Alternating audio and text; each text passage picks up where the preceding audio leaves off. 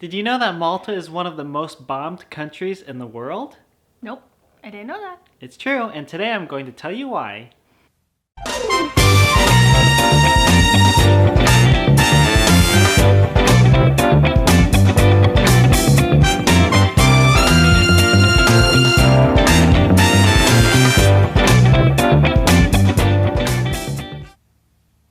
Hi everybody, welcome to Around the World with Joshua and Alyssa.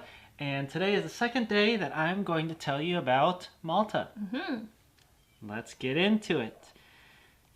Malta, and the capital city is Valletta. So this is a view from across the water. Valetta kind of curls around this harbor, and so this is a view of one side of it. And Valetta, well, first of all, before I say anything else, do you see kind of beyond that lighthouse there's like a Fortress? yeah, a stone wall. You can kind of see it's like a star shape. Oh, yeah. You wouldn't be able to see it very well unless you were looking at it from above, but that's because it's a little fortress that was designed to protect the harbor. Now, as you go into Valetta, to the main city entrance, you get a walk along this beautiful walkway area thing. I don't even know what you call it. But nice sunny skies, and you have these beautiful trees on either side. And then when you actually get in, you're greeted with all sorts of stuff. You see old, fallen down structures, and then you see these newer, modern structures. But again, they're almost all the same stone color.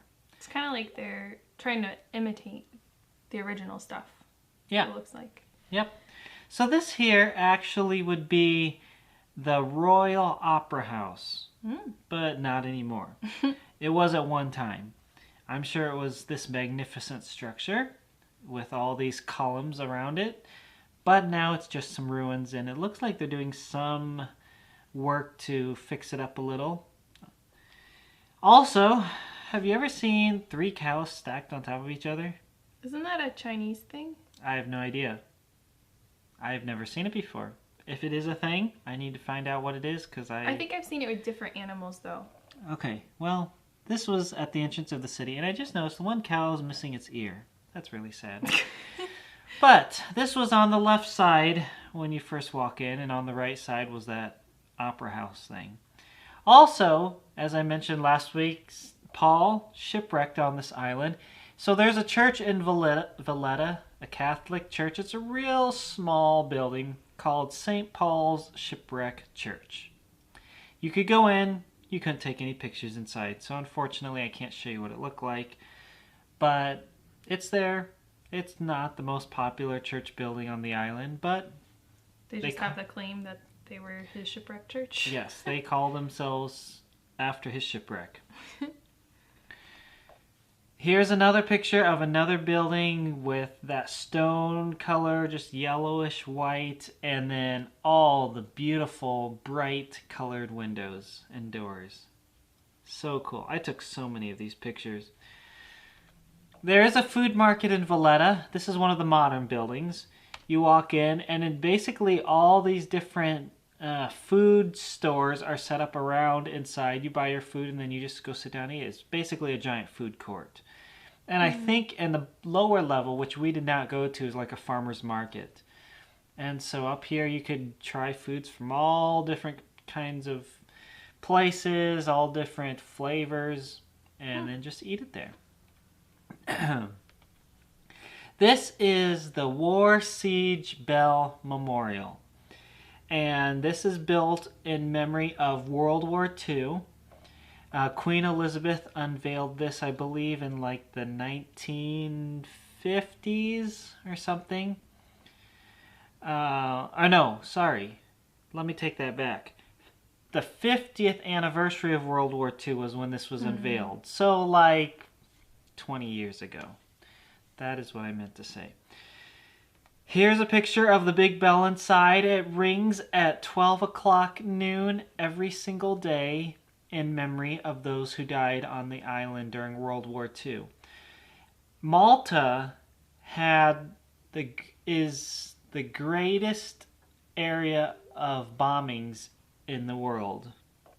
So more bombs fell per square kilometer on Malta during World War II than anywhere else in the world.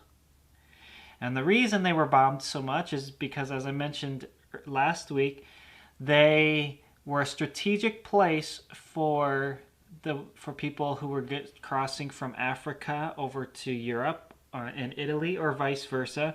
It was a great way right in the middle of the sea to really just control the sea and then control invasions into these other places.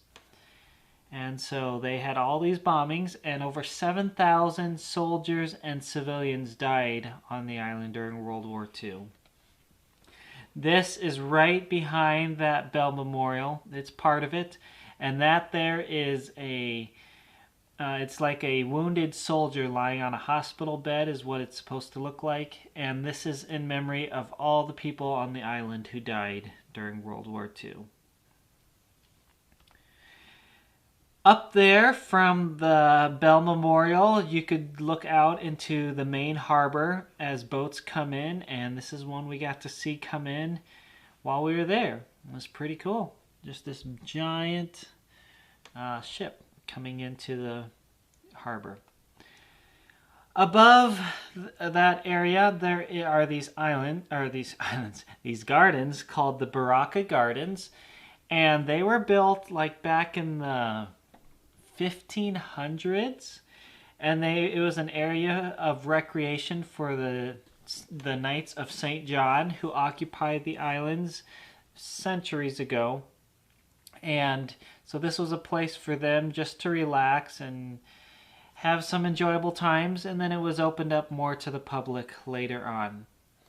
And there's just this beautiful place to walk around, exercise, get out into the air, look out over the harbor, and just gorgeous.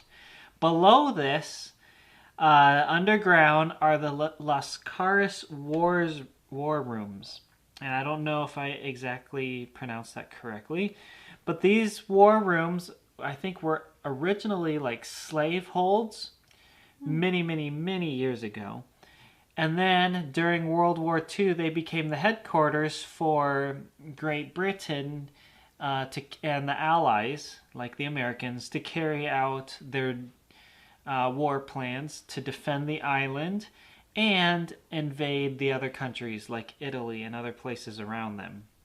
And so at any one time, there was like 1,000 people down here in these war rooms underground working on all these communication machines and doing all these things to defend themselves and to carry out attacks on other places. Now it is a museum. It was closed by the time we got there, so we walked through this tunnel, but we didn't get to go in and see any of the rooms. Telephone booth. Yeah, so here are these classic red telephone booths. I had to take a picture of them, and I had to get a picture of myself in them because, well, who doesn't want to do that when you're there? And now I have to close with this. This is really funny. This is in the gardens up there above the war rooms. And you see that guy in the striped shirt? He is spying on some people and taking pictures of them. There's this couple down there who was, kissing. Just out in the open. Yeah, really yucky. Don't ever do that, kids. And this guy was hiding behind this thing and taking pictures of them. And it was just hilarious. So I took a picture of him so that I could tell that story and never forget it. It was really funny. Oh my word. So that's about the city of Valetta. And we'll look at something else about Malta next time. Mm-hmm. Maybe you found what our new item is for this week. It's not very subtle, but it was kind of fun anyways. Yeah. You ready to hear the next part of the story? Yes. Okay. Well, go get some snacks. Okay. Okay. Do you remember our character's name from last week? Maybe. Hopefully you remember that his name was Ringu and that he lived in the country of India, and his family was celebrating the Oxen Festival, and he had stepped on a thorn and his foot was really sore, and the witch doctor had come to help him, but it wasn't necessarily helping him.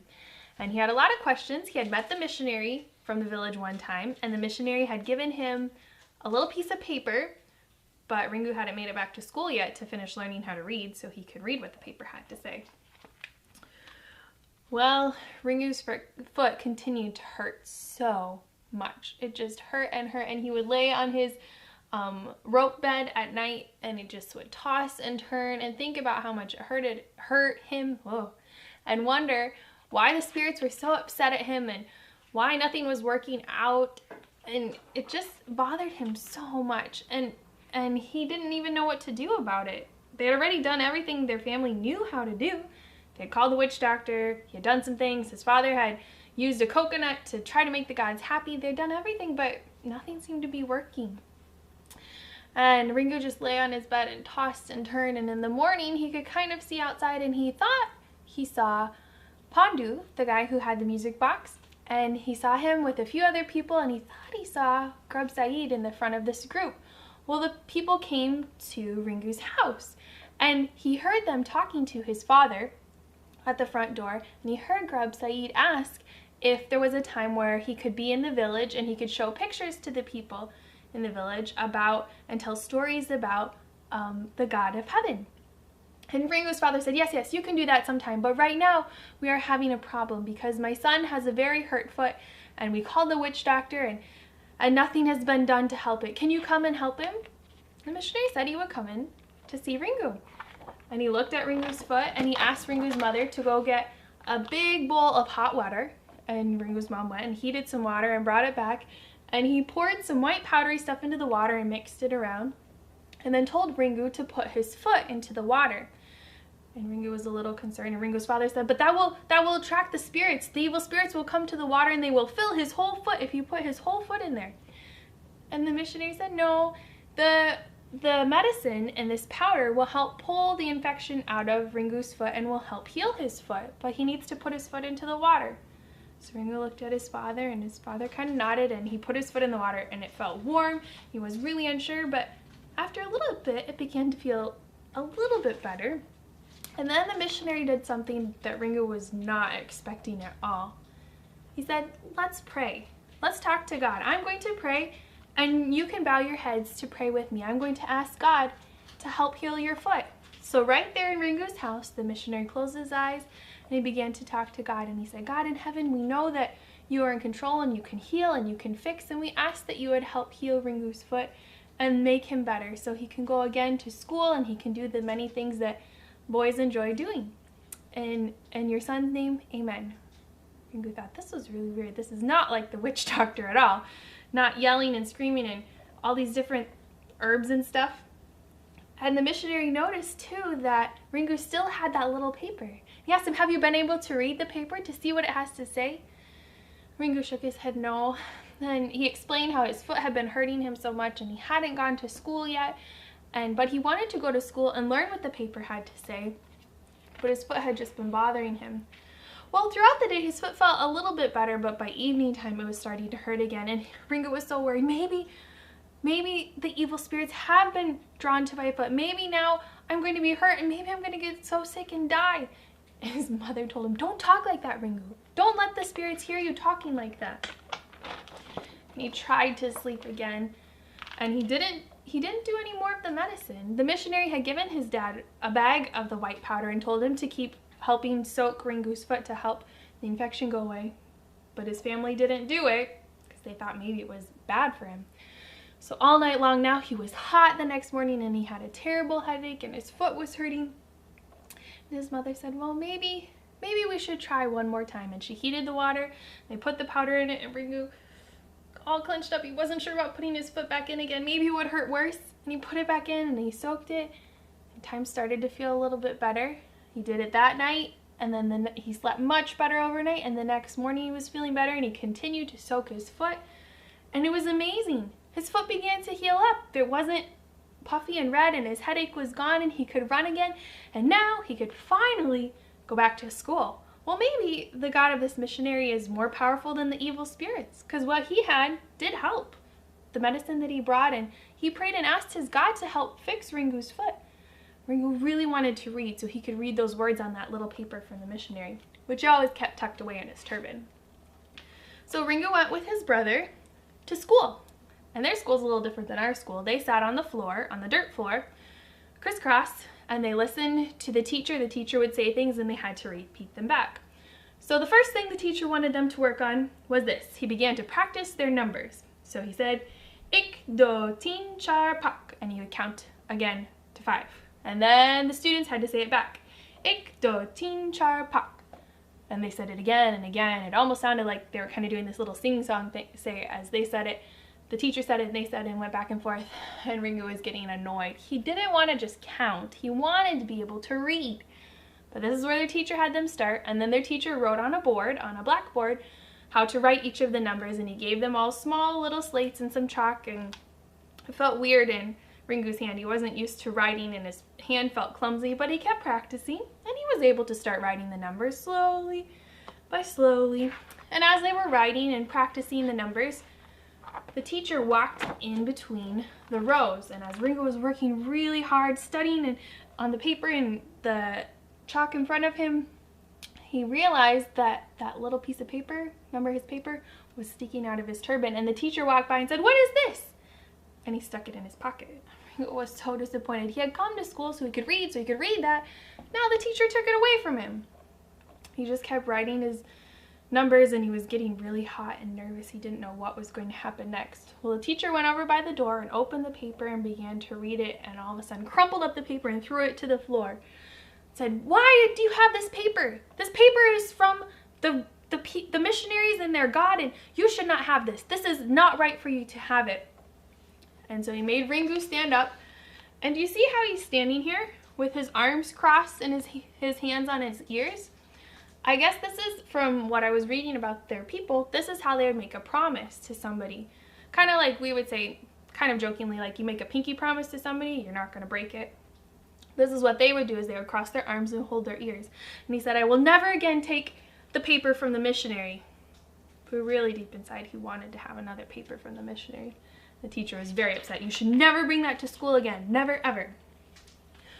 Well, school was finished for the day, and it was going to be Ringu and Batu's turn to guard the fields, because there were animals that would want to come around the edges of the fields, and they'd want to start eating the food that they had, and so the kids of the village would take turns staying awake at night and making a lot of noise to scare the animals away. So Batu and Ringu were talking about it after school, and Batu said, "Quick, let's get out so we can figure out where we want to sit, and we'll be ready for our turn to scare away all the animals." So they got ready to walk out, but Ringu noticed that that little piece of paper was still crumpled up on the floor, and he reached and grabbed it and tucked it back into his pocket, hoping for another chance. Hopefully he'll be able to read it enough soon that he'll be able to understand. But Batu saw Ringu do it. "You promised. You said you weren't going to take another one." "I didn't take another one. I just took my first one back," said Ringu. He smoothed out the paper and decided he was going to make sure it was not discovered again this time. But Ringu and Batu were so excited. It was their turn to scare away the hyenas and all the different animals that were going to come to their farm at night. They're going to protect the field. So you're going to have to find out next time what happens if they can really protect their field, if Ringu gets to learn to read, or what else is going to happen with our story. Mm-hmm. Did you have a good snack? Mm-hmm. I did. Okay. 6 months ago, we told you about Andrew and Janae Gonnerman when we first started this. So today, we are going to go back and do a little update on them and how life is for them now. Yep. As I mentioned before, Andrew is my cousin, and they have a couple kids, and they just moved to Japan earlier this year. Yeah, I think they so. might be almost close to being there a year, I think.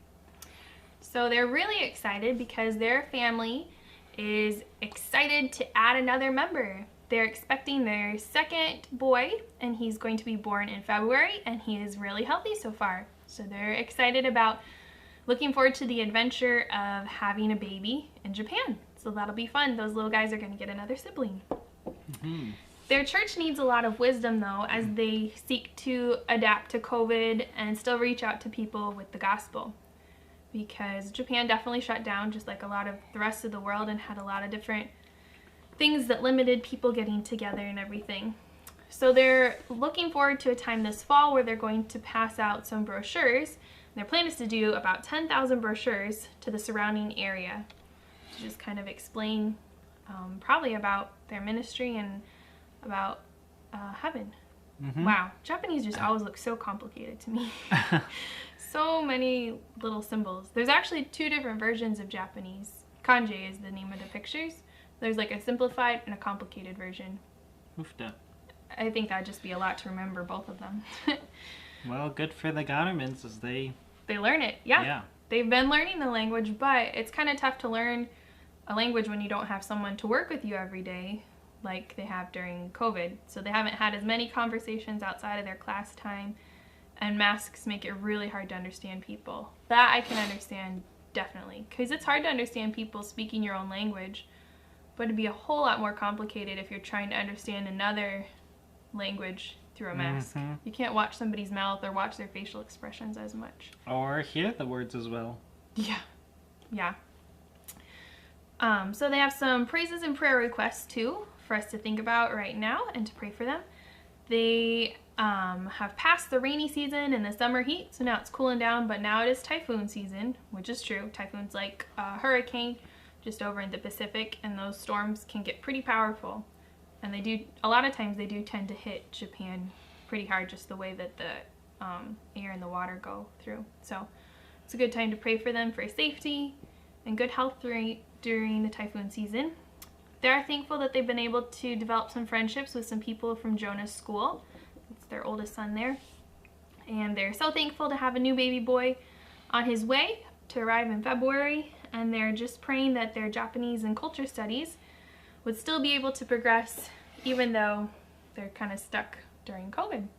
But they sound like they have a good outlook on just how God's going to use them in their time in Japan, even though it's not exactly what they had imagined. Yeah, and who knows what kind of doors it may be opening up for them, whether that's now or in the future, to them and to their church as a result of all this. It could be that they're there at just the right time for things that they may not have been able to do if this had not happened while they were there. Yep.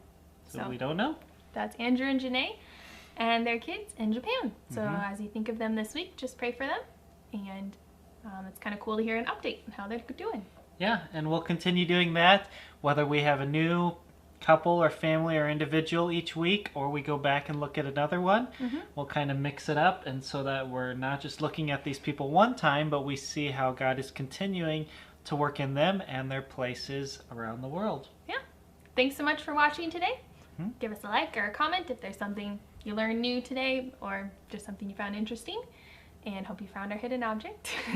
And make sure to watch us again next week. Yep. Bye. Bye.